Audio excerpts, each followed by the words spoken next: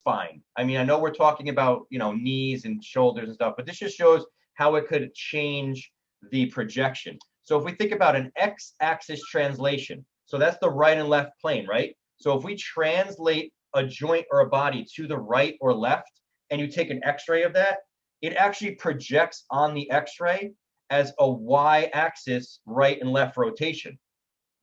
So the person might be translated this way, but when you take the x-ray, it's going to look like it's rotating that way. And that's just the way the projection works with the cone x-rays coming at you with a joint that is not centrally located to the bucky and to the central ray. So it's going to project differently. That's why a lot of people with scoliosis, their x-rays look deformed worse than they really are. Yeah.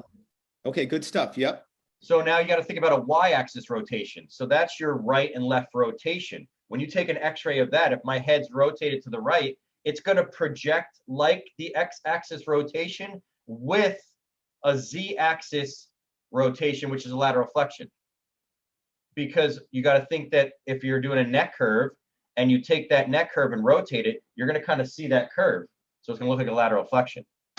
And then the z-axis rotations, which are your lateral flexions, when you take them, they're going to laterally flex to a certain side. It's going to look like that lateral flexion and the rotation together.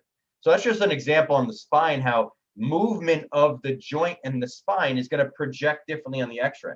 So what I did to make this presentation so impactful is I used myself as an example. So I actually took an x-ray of my knee, my right knee, and I did it in neutral position where I made sure that when we took the x-ray, it was perfectly aligned to the central ray, perfectly aligned to the bucky. So there was no rotational component, no translational component, and this is neutral position. And if you look, I mean, I might have a little bit of joint space on this side, less than the other, but you could see I even measured it. It was 6 millimeters on this side, 6.1 millimeters on this side. So we could say that this is a neutral position, and this is a normal joint. I don't have bone-on-bone arthritis. I'm not showing arthritic changes in that knee. So then I said, well, what happens if we externally or internally rotate my leg, whether that's due to my hip, whether it's due to my foot, whether the knee is externally rotated, what does it do? So now this image on this side is my neutral knee again. This is externally rotating my knee. Now it's the same knee, right? It's just rotated a different direction. And look what it did. It made this joint space 2 millimeters less than this one. Now a doctor or an orthopedic might look at this and say, oh, you got to watch out. You're showing some signs of degeneration or arthritis in this medial aspect of your knee.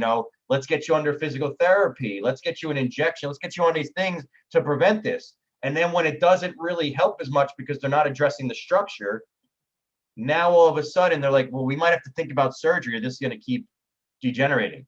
And again, and that's where we get to see them in soft wave therapy, because it's like, well, I don't want to get the surgery, but the doctor told me I'm bone on bone. Well, the question is, are you bone on bone, or do you have an abnormal structure that's projecting as bone on bone?